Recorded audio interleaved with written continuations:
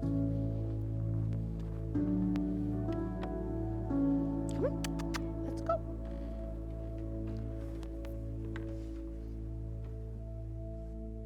I'm Katie Oglesby.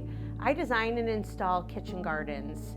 For those of you who don't know, kitchen gardens are raised bed gardens, and they're primarily designed for growing edibles. I'm on a mission to get more people to grow a little bit more of their own food and to understand where their food comes from. Today in my Yoderbilt Greenhouse, we're going to be hosting a lunch and learn. So it's a winter sprout, and the premise behind it is to educate people on growing your own salad greens, but really emphasizing the how and the why you should grow your own greens.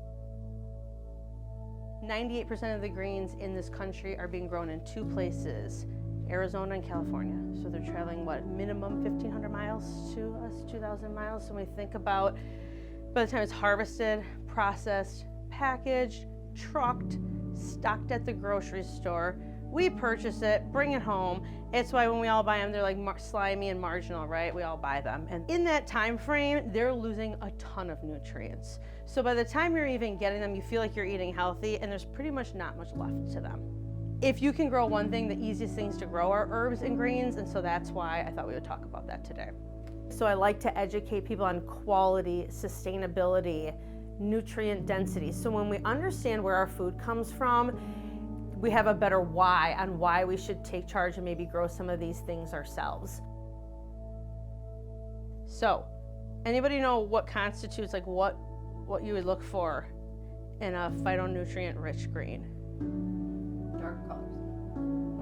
So red and purple have the highest antioxidant count. Not that I want you to go eat straight red lettuce, because I don't want you to just do that. But think about when you are building plates and building meals to make sure you're including that. So that purple and that brown color is anthocyanin, which is like that anti-cancer. You see it in the blueberry, the elderberry, right? So that's why I had an elderberry mocktail, right? It's winter, but I want you to have that dark color, those antioxidants, as we're not out in the sun and, you know, we're kind of inside. So first thing to look for would be like color and pigment. Second, dark green.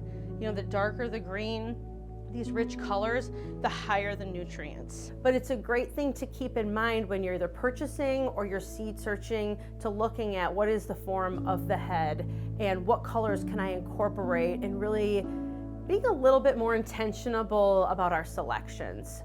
I think there was a statistic, it was like 50% of Americans have never purchased anything other than iceberg.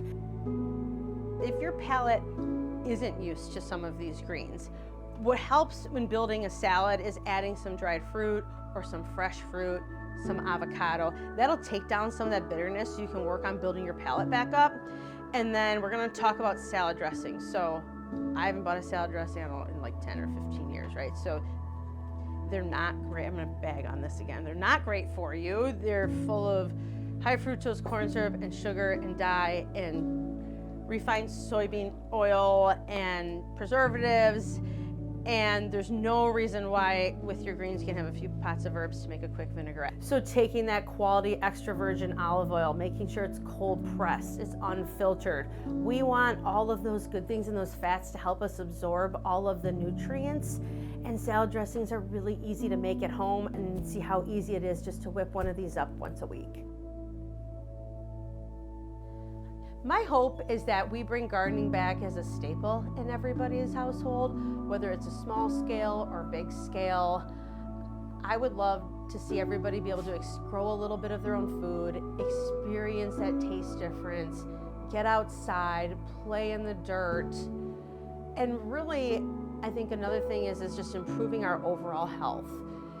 And so I'm on a mission to put in as many of those gardens as I can and hopefully inspire others to do so, because I think it's so important. It's one of those things that we'll always need to nourish ourselves, and I think it adds an element of quality of life that we've lost a little bit.